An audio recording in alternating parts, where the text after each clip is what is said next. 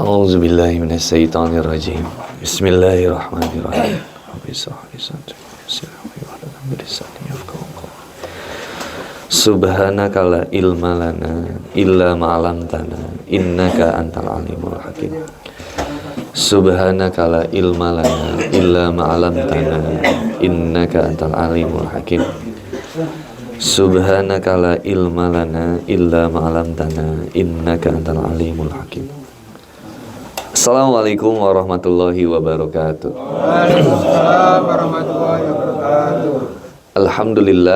Alhamdulillahilladzi arsala rasulahu bil huda waddinil haqq liyutsirahu ala dini kullih walau karihal musyrikun walau karihal zalimun walau karihal kafirun wa kaffa billahi syahida.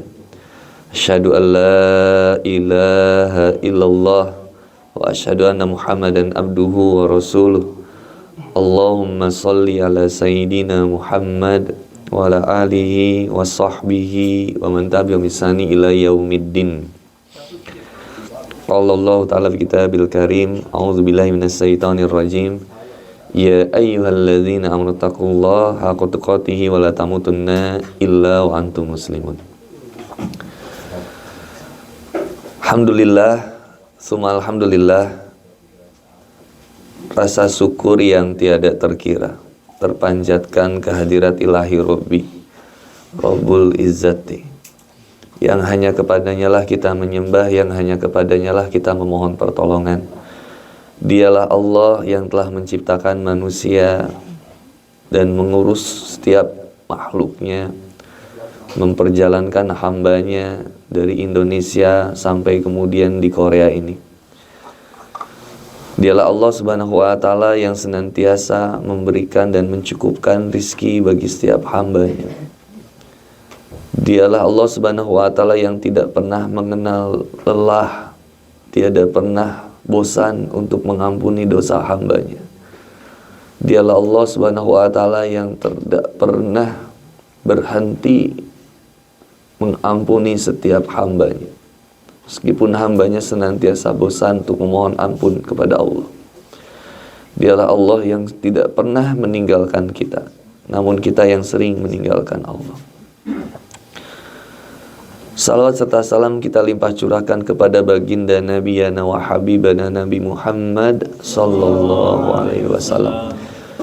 Laqad kana lakum fi rasulillahi uswatun hasanah. Sebaik-baiknya contoh, sebaik-baiknya teladan bagi segenap umat manusia yang Allah hadiahkan, Allah karuniakan, yang menjadi satu kebahagiaan buat kita semua. Dan tidak ada kebahagiaan yang lebih besar kecuali dengan diutusnya baginda Nabi Muhammad sallallahu alaihi wasallam. Salam hormat, salam cinta, salam sayang saya sampaikan kepada sesepuh Mang Uis yang saya cintai, saya sayangi, saya banggakan, Mang Abu yang saya sempat takut kehilangan kontak WhatsApp beliau karena nomornya ganti-ganti wae, nomornya ganti terus, buronan di Norebang. Enggak lah ya, Mang Abu, alhamdulillah, masya Allah, kakak bagi saya seperti kakak, yang pasti beliau juga ikhwan, sebagai guru juga teladan bagi saya dengan segala kebaikan yang beliau lakukan. Semoga Allah senantiasa memberikan limpahan kebaikan dan keberkahan bagi beliau. Salam hormat, salam cinta, salam sayang saya sampaikan juga kepada segenap anggota Bobotoh South Korea yang tidak bisa saya sebutin satu-satu, banyak itu ada daftarnya. Si Riki Can Mayar loba ya. Dan saya salamkan hormat juga buat Bang John, Mang Gonjes tuh kasebut, dan juga teman-teman yang lain dari Subang. Salam hormat saya sampaikan kepada Ketua KMP Bang Zulfa. Mudah-mudahan Allah senantiasa menjaga beliau, melindungi beliau. Pada Amir Masjid dan pengurus masjid dari Masjid Al-Barokah, teman-teman dari PSHT yang saya cintai karena Allah, dan juga siapa yang belum disebutin ini? Udah semua ya? Yang Lombok ada? Bebalu, tolong nitip Bebalu. Taunya Bebalu. Bebalu itu janda. Kalau bebalung itu makanan khas Lombok. Jadi hati-hati orang Sunda datang ke Lombok mesennya, saya pesan bebalu, itu pesan janda, artinya bahaya. Ini bahagia banget di acara Milangkala yang ke-80 tahun, 8 tahun Bobotoh South Korea. Mudah-mudahan senantiasa menebar inspirasi, menebar motivasi, menebar juga kebaikan di tanah Korea, dan semoga niat teman-teman untuk senantiasa guyup, silih asah, silih asih, silih asuh itu terwujud insya Allah. Mungkin itu saja tausiah yang bisa disampaikan. Ada ayat yang keren di Quran surat Al-Baqarah. Bunyinya gini. A'udzubillahi minasyaitonirrajim. Bismillahirrahmanirrahim. Kaifa ta'furuna billah? Kaifa ta'furuna billahi wa kuntum amwatan fa ahyakum tsumma yumitukum tsumma yuhyikum tsumma ilaihi turja'un. Bagaimana kamu bisa ingkar kepada Allah, sedangkan Allah Subhanahu wa taala yang kemudian awalnya kamu mati, Allah hidupkan kamu, lalu kemudian Allah matikan kamu kembali, lalu Allah hidupkan kamu kembali. Dan sungguh hanya kepada Allah sebenarnya kita semua dikembalikan. Ini ayat buat saya keren. Karena di mana ada ingkar berarti ada janji. Gitu. Kaifa ta'furuna billah? Bagaimana kamu bisa ingkar kepada Allah? Berarti ada janji sebelumnya kepada Allah. Janjinya adalah janji yang gak main-main. Janjinya adalah janji setia kepada Allah. Siapa yang kemudian berkomitmen dalam hatinya untuk senantiasa meyakini perjumpaan dengan Allah itu adalah pasti, maka sejatinya dia harus berupaya untuk senantiasa mendekat dan mendekap kepada Allah. Karena perjumpaan dengan Allah itu pasti, maka dia akan senantiasa berbuat yang terbaik dalam kehidupannya. Dan dia senantiasa berupaya menjauhi perbuatan-perbuatan setan. Dan menjadikan setan sebagai musuh yang nyata. Ramenya sepak bola itu ya ketika ada musuh. Kalau sepak bola nggak ada lawannya, ya nggak seru. Kalau sepak bola 11 lawan 11 itu seru. Ada bolanya 1, seru. Tapi kalau bolanya ada 22, kayak gimana Mang Abu? Nggak seru. Karena semuanya megang bolanya masing-masing. Asik dengan bolanya masing-masing. Tapi justru permainan bola menjadi seru ketika bolanya cuma dikasih 1. Dan semua punya target yang sama. Mencetak gol ke lawan musuh. Nah, ada itu hal yang memalukan. Mencetak gol ke gawang sendiri itu hal yang memalukan.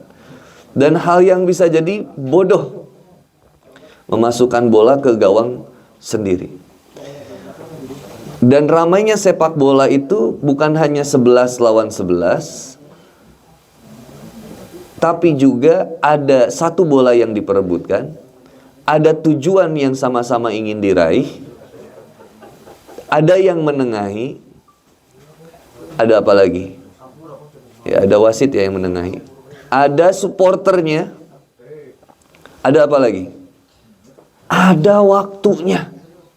Karena kalau nggak ada waktunya, nggak seru. Ada waktunya. Misalkan kalau sepak bola 2 kali 45 menit. Maka akan semakin ekstra tenaganya ketika mendekati menit-menit akhir. Maka begitu juga kehidupan. Hidup ini menjadi seru karena ada musuhnya. Jadi Allah Subhanahu wa ta'ala ini asik. Karena menjadikan manusia ini punya lawan tanding. Musuh. Lo jangan sejajarkan setan ini kok kayak ngelawan Allah, enggak level. Ya musuh setan itu ya kita. Ya kita itu musuhnya setan. Dan kita harus memusuhi setan. Bukan jadi berkawan. Menjadi sahabat. Ya berarti kalau jadi sahabat ya jadi musuh juga bagi orang yang iman.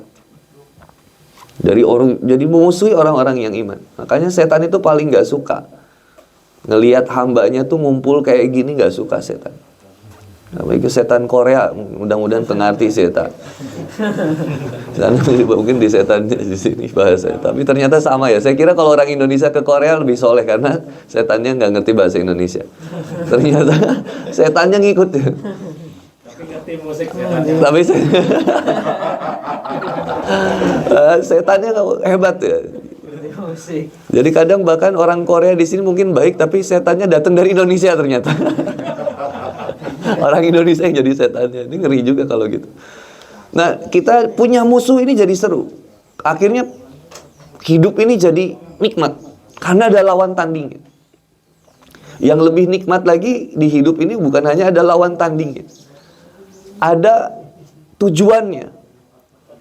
Tadi Pak Rusdi ngobrol itu ada analogi yang saya keren. Karena kalau pikirannya dokter itu cerdas. Pak Rusdi kan dokter, ahli. Kata Pak Rusdi, bayangin kita kerja di Korea, kalau nggak ada tujuannya, itu sama kayak kita bangun jembatan tapi nggak tahu ujungnya. Kata Pak Rusdi, apa yang paling penting dalam membangun jembatan? Kira-kira apa? Bukan pondasinya, bukan rangkanya, tapi titik akhirnya. Maka Allah ngendikan dalam Qurannya, alladzi khalaqal mauta wal hayata liyabluwakum ayyukum ahsanu amalan. Diajak untuk berpikir tentang titik akhir. Alladzi khalaqal mauta. Endingnya semuanya bakal mati. Bang Zulfa mati. Bang Abu mati. Bang Rusdi mati. Bang John mati.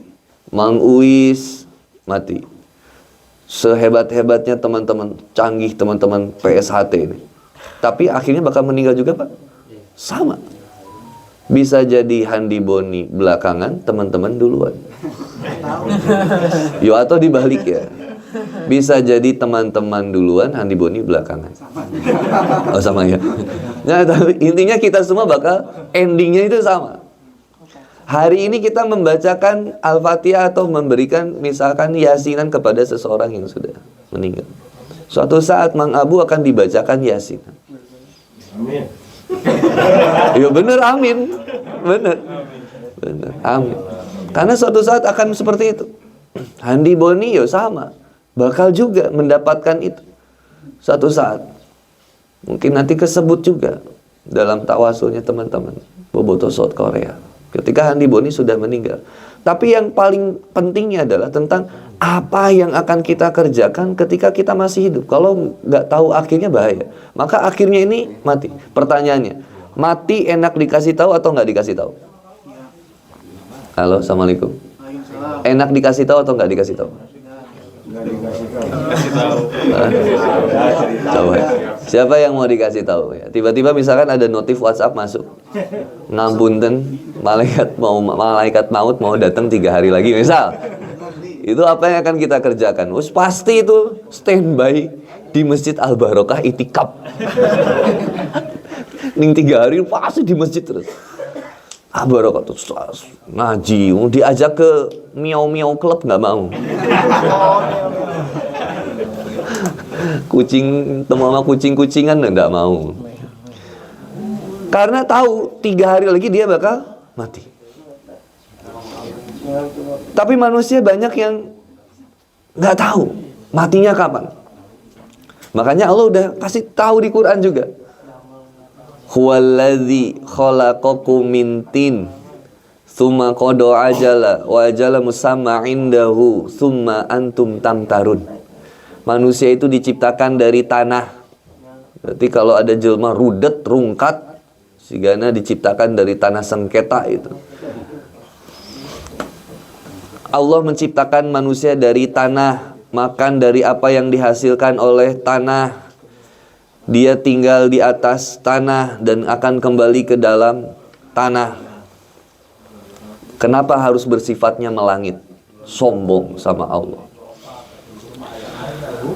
Yang kedua, huwallazi khalaqakum min tin tsumma qada ajala, dan Allah menetapkan ajalnya setiap hambanya. Wa ajala musamma indahu, dan hanya Allah yang tahu kapan ajalmu itu akan tiba. Tsumma antum tamtarun, tapi kemudian manusia malah melupakan atau menghinakan bahwa dia akan kembali kepada Allah. Ada orang yang ingin mati takut hidup.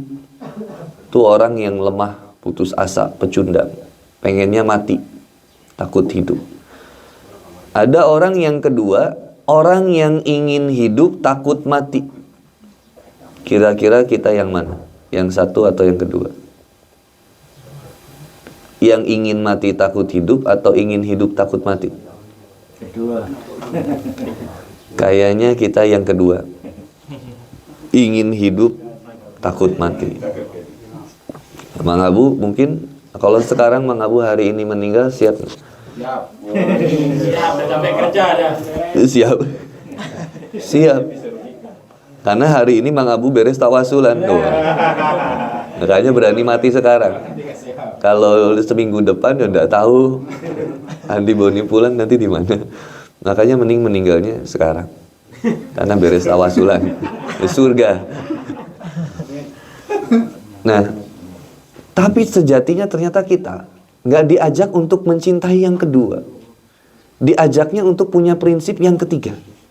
Bukan ingin mati takut hidup atau ingin hidup takut mati, tapi kita diajak menjadi yang ketiga. Siap hidup, siap mati. Maka dalam setiap sholat kita bilang, inna sholati wa nusuki wa wa mamati lillah. Siap hidup dalam arti saya siap menjalani kehidupan ini dengan musuh iblis. Untuk senantiasa saya melawan ajakan-ajakan iblis, ajakan-ajakan setan, untuk senantiasa taat, tunduk dan patuh kepada Allah. Tunduk kepada kebesaran Allah, patuh kepada aturan-aturan Allah dimanapun saya berada. Sehingga saya siap menjalani kehidupan ini dengan segala ujian dan permasalahan yang dihadapi. Mau diuji dengan ekonomi, siap. Mau diuji dengan wanita, istri, siap. Berlaku bagi yang sudah nikah. Mang Abu mudah-mudahan segera mendapatkan jodoh terbaik, insyaallah. Jangan cari di Norebang, cari di masjid, insyaallah. Mau diuji masalah keluarga, siap. Mau diuji apa aja, siap. Dan juga siap mati juga. Artinya sudah selesai tugas. Siap mati juga. Andi Boni besok menghadap Allah. Siap ya Allah. Tugas selesai. Dakwah di Korea untuk Bobotoh South Korea ya Allah sudah diamanahkan kepada Bang Uis juga Bang Abu. Untuk di Korea juga diamanahkan ke Pak Rusdi. Untuk yang ada di Korea juga sudah diamanahkan ke Bang Zulfa. Saya sudah bertemu dengan Bang Zulfa, saya ketemu Pak Rusdi, saya ketemu teman-teman Al-Barokah, saya ketemu teman-teman Ansan, saya ketemu teman-teman di Changwon. Saya ketemu teman-teman di Seoul. Saya ketemu teman-teman yang ada di